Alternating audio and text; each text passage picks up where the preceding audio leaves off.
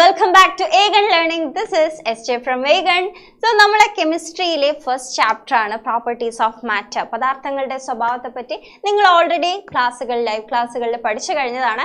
അപ്പോൾ അതിലുള്ള കുറച്ചുകൂടെ ഇമ്പോർട്ടൻ്റ് ആയിട്ടുള്ള ഒരു ടോപ്പിക്കാണ് പ്യൂർ സബ്സ്റ്റൻസ് ആൻഡ് മിക്സ്ചേഴ്സ്, ശുദ്ധ പദാർത്ഥവും മിശ്രിതങ്ങളും.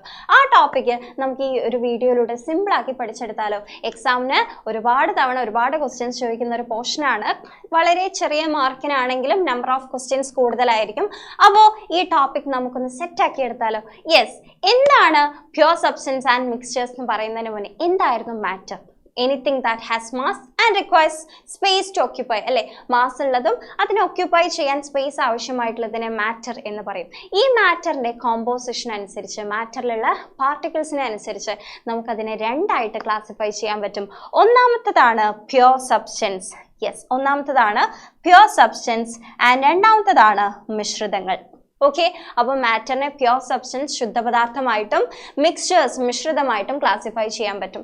അപ്പോൾ ഈ പ്യൂർ സബ്സ്റ്റൻസ് എന്താണ്? പ്യൂർ സബ്സ്റ്റൻസ് എന്ന് പറഞ്ഞാൽ ഐഡന്റിക്കൽ നേച്ചറുള്ള, അതായത് ഒരേ സ്വഭാവമുള്ള പാർട്ടിക്കിൾസ് കണ്ടെയ്ൻ ചെയ്യുന്നതിനെ അല്ലെങ്കിൽ പാർട്ടിക്കിൾസ് കൊണ്ടുണ്ടാക്കിയ മെറ്റീരിയൽസിനെ നമുക്ക് എന്ത് പറയാം? പ്യൂർ സബ്സ്റ്റൻസ് എന്ന് പറയാം. യെസ്, അങ്ങനെയാണെങ്കിൽ ഇവിടെ നോക്കിയേ, ഇവിടെ ഒരു ഫിഗർ കാണാം. ഇത് ആക്ച്വലി സോൾട്ട് ആണ്, ഉപ്പ്, NaCl എന്ന് പറയും, അല്ലെ? അപ്പോൾ ഈ സോൾട്ടിൽ നമ്മൾ സോൾട്ട് എത്ര പൊടിച്ചു നോക്കിയാലും ഉപ്പ് പൊടി തന്നെയല്ലേ നമുക്ക് കിട്ടും. എത്രത്തോളം പൊടിച്ചാലും നമുക്ക് ഉപ്പ് പൊടി മാത്രമേ കിട്ടൂ. അപ്പോൾ സോൾട്ടിൽ എന്താ ഉള്ളത്? ഉപ്പിന്റെ പൊടി മാത്രമേ ഉള്ളൂ, അല്ലെ? എന്ന് പറഞ്ഞാൽ അതിൽ ഐഡന്റിക്കൽ നേച്ചർ ആയിട്ടുള്ള പാർട്ടിക്കിൾസ് ആണുള്ളത്. ഇതിനെയാണ് നമ്മൾ പ്യൂർ സബ്സ്റ്റൻസ് എന്ന് പറയുന്നത്. ഇവിടെ മറ്റൊരു എക്സാമ്പിൾ കാണാം, ഗോൾഡ്, അല്ലെ? ഗോൾഡ് നിങ്ങൾക്ക് കാണാൻ പറ്റും, AU, അല്ലെ? ഗോൾഡ് നിങ്ങൾക്ക് കാണാൻ പറ്റും. ഈ ഗോൾഡിൽ ഗോൾഡ് മാത്രമല്ലേ ഉള്ളൂ.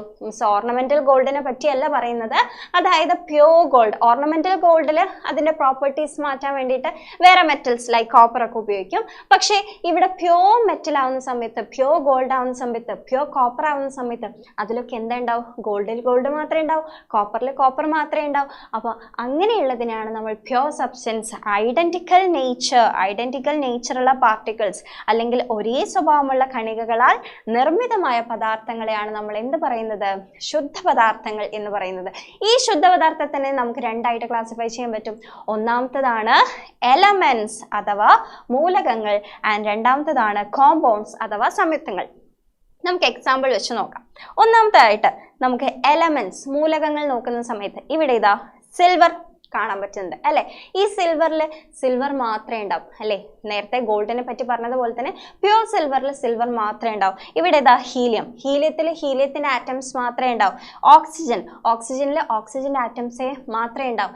അങ്ങനെ ഒരേ ടൈപ്പ് ഓഫ് ആറ്റംസ് മാത്രം കണ്ടെയ്ൻ ചെയ്യുന്നതിനെ, ഒരു ടൈപ്പ് ഓഫ് ആറ്റംസ് മാത്രമുള്ളതിനെയാണ് നമ്മൾ എലമെന്റ്സ് അഥവാ മൂലകങ്ങൾ എന്ന് പറയുന്നത്.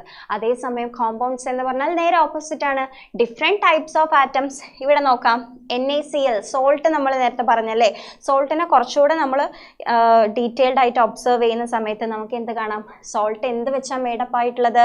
സോൾട്ടിൽ സോഡിയം ആറ്റം ഉണ്ട്, അതേപോലെ തന്നെ ക്ലോറിൻ ആറ്റം ഉണ്ട്, അല്ലെ? ക്ലോറിൻ ആറ്റം ഉണ്ട്. സോഡിയം ക്ലോറൈഡ് ആണ്. സോഡിയം ആറ്റവും ക്ലോറിൻ ആറ്റവും കൂടെ കമ്പൈൻ ചെയ്തിട്ടാണ് NaCl ഫോം ചെയ്തിട്ടുള്ളത്.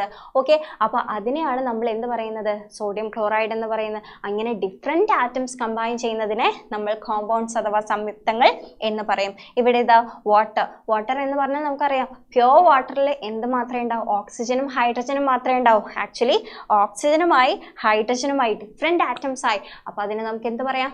നമുക്ക് കോമ്പൗണ്ട്സ് അഥവാ സംയുക്തങ്ങൾ എന്ന് പറയാം. ഒരേ ആറ്റംസ് ആണെങ്കിൽ എലമെന്റ്സ്, ഡിഫറെന്റ് ആറ്റംസ് ആണെങ്കിൽ കോമ്പൗണ്ട്സ്. ഓക്കെ, അങ്ങനെ പ്യൂർ സബ്സ്റ്റൻസ് നമ്മൾ ക്ലാസിഫൈ ചെയ്ത് കഴിഞ്ഞു.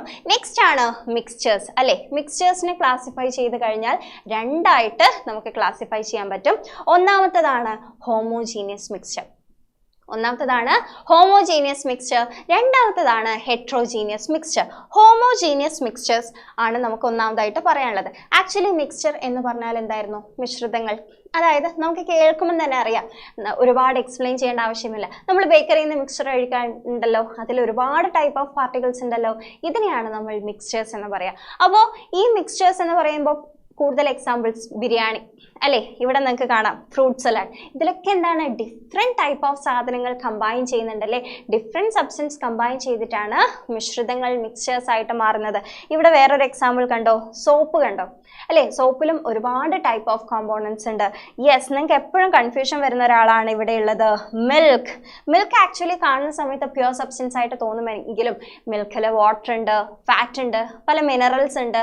അപ്പോൾ ഈ ഫാറ്റും വാട്ടറൊന്നും ഒരിക്കലും കൂടിച്ചേരുക പോലുമില്ല. അപ്പോൾ എന്താണ്, ഡിഫറെൻറ്റ് സാധനങ്ങളുണ്ട്. അപ്പോൾ ഡിഫറെൻറ്റ് നേച്ചറുള്ള പാർട്ടിക്കിൾസ് കമ്പൈൻ ചെയ്തതിനെ നമ്മൾ മിശ്രിതം എന്ന് പറയും. അപ്പോൾ അതിൽ ഒന്നാമത്തതാണ് എന്ത്, ഹോമോജീനിയസ് മിക്സ്ചർ. അപ്പോൾ ഈ ഹോമോജീനിയസ് മിക്സ്ചർ എന്ന് പറയും, മിക്സ്ചർ എന്ന് പറഞ്ഞാൽ ഡിഫറെൻറ്റ് പാർട്ടിക്കിൾസ് ഉണ്ട്. അപ്പോൾ ഹോമോജീനിയസ് മിക്സ്ചർ എന്ന് പറഞ്ഞാൽ ഡിഫറെൻറ്റ് പാർട്ടിക്കിൾസ് ഉണ്ട്, പക്ഷേ ഹോമോജീനിയസ് ആണ്, അതായത് യൂണിഫോം ആണ്, ഒരേപോലെയുള്ള ഘടനയാണ്. ഇതിനെയാണ് നമ്മൾ എന്ത് പറയാ, ഹോമോജീനിയസ് മിക്സ്ചർ അഥവാ ഏകാത്മക മിശ്രിതം എന്ന് പറയാം. നിങ്ങൾക്ക് ഇവിടെ കാണാം കുറേ ഗ്രീൻ ബോൾസും അതേപോലെ പിങ്ക് ബോൾസ് ഒക്കെ ഉണ്ട്, ഒരേപോലെയാണ് അവരെ ഡിസ്ട്രിബ്യൂട്ട് ചെയ്തിട്ടുള്ളത് അല്ലേ. ഇങ്ങനെ ഒരേ കോമ്പോസിഷൻ, ഒരു യൂണിഫോം കോമ്പോസിഷൻ ഉള്ളതിനെ നമ്മൾ ഹോമോജീനിയസ് മിക്സ്ചർ അഥവാ ഏകാത്മക മിശ്രിതം എന്ന് പറയും. ഓക്കെ, കണ്ടെയ്ൻസ് യൂണിഫോം കോമ്പോസിഷൻ, ഒരു ഏകീകൃത ഘടനയുണ്ട്. എക്സാമ്പിൾ ആയിട്ട് ബ്രാസ് അല്ലേ, അതേപോലെ ഫിൽറ്റേർഡ് കോഫി കുടിച്ചു നോക്കിയേ, എല്ലായിടത്തും ഒരേ ടേസ്റ്റ് അല്ലേ. അതേപോലെ എയർ ഒരു യൂണിഫോം കോമ്പോസിഷൻ ആണ്. ആൻഡ് ഇതിന് നേരെ ഓപ്പോസിറ്റ് ആണ് ഹെട്രോജീനിയസ് മിക്സ്ചർ അഥവാ ഭിന്നാത്മക മിശ്രിതം, അതായത് നോൺ യൂണിഫോം കോമ്പോസിഷൻ ആയിരിക്കും, നേരെ ഓപ്പോസിറ്റ്, അതായത് ഒരു ഏകീകൃത ഘടന ഉണ്ടാകില്ല. അതിനെയാണ് നമ്മൾ എന്ത് പറയാ, ഹെട്രോജീനിയസ്. ഇവിടെ നിങ്ങൾക്ക് ഈ ബോൾസ് തന്നെ നോക്കിയാൽ കാണാം, ഒരു യൂണിഫോം ആയിട്ട് ഇവിടെ ഡിസ്ട്രിബ്യൂട്ട് ചെയ്തിട്ടില്ല, ഡിഫറെൻ്റ് ആയിട്ടാണ് ഇവിടെ കിടക്കുന്നത് അല്ലേ, ഡിഫറെൻ്റ് ആയിട്ട് ഈ ബോൾസ് കിടക്കുകയാണ്. അപ്പോൾ ആക്ച്വലി ഇത് നമുക്ക് മോളിക്യൂൾസ് ആയിട്ട് വേണമെങ്കിൽ റെപ്രസെന്റ് ചെയ്യാൻ പറ്റും, അത്ര ഇതിലേക്ക് പോകണ്ട. യെസ്, കൂടുതൽ എക്സാമ്പിൾസ് നോക്കിയേ. സലാഡ് കാണുന്നുണ്ടല്ലോ, നമുക്കറിയാം ഡിഫറെൻറ്റ് കുക്കുംബർ, ക്യാരറ്റ്, അങ്ങനെ ഒരുപാട് സാധനങ്ങളുണ്ട്. അപ്പോൾ ഇതിനൊക്കെ ഡിഫറെൻറ്റ് ടേസ്റ്റ് ആണ്. അപ്പോൾ നമുക്ക് വേർതിരിച്ചറിയാൻ പറ്റും കോമ്പോസിഷൻ ഇല്ല എന്നുള്ളത്. Next, ice cubes in a drink. ഒരു ഡ്രിങ്ക്സിൽ ഐസ് ക്യൂബ് ഇട്ട് കഴിഞ്ഞാൽ അതും കോമ്പോസിഷൻ മാറി നോൺ യൂണിഫോം ആയി. യെസ്, സ്മോഗും എന്താണ്, ഒരു നോൺ യൂണിഫോം കോമ്പോസിഷൻ ആണ്. അപ്പോൾ ഈ ടോപ്പിക് റിലേറ്റഡ് ആയിട്ട് നിങ്ങളോട് ചിലപ്പം ഓഡ് ഏതൊക്കെയാണെന്ന് കണ്ടുപിടിക്കാനുള്ള ക്വസ്റ്റ്യൻസ് വരാം, എക്സാമ്പിൾസ് ഏതൊക്കെയാണെന്ന് പറയാനുള്ള ക്വസ്റ്റ്യൻസ് വരാം. അപ്പോൾ ഇങ്ങനെ ഹോമോജീനിയസ്, ഹെട്രോജീനിയസ് എല്ലാത്തിനുള്ള എക്സാമ്പിൾസ് പഠിച്ചു വെക്കുക. മേ ബി ഡിഫറൻഷിയേറ്റ് ചെയ്യാൻ വേണ്ടിയിട്ടായിരിക്കും, മാച്ച് ദ ഫോളോയിങ് ആയിരിക്കും. അപ്പോൾ ഇങ്ങനെ പല ടൈപ്പ് ഓഫ് ക്വസ്റ്റ്യൻസ് പ്രതീക്ഷിക്കാം. അപ്പോൾ ഈ ഒരു ടോപ്പിക് നിങ്ങൾ സെറ്റായി പഠിച്ചെടുത്തു എന്ന് വിചാരിക്കുന്നു. അപ്പോൾ നമുക്ക് കൂടുതൽ വീഡിയോസുമായി വീണ്ടും കാണാം. ബൈ.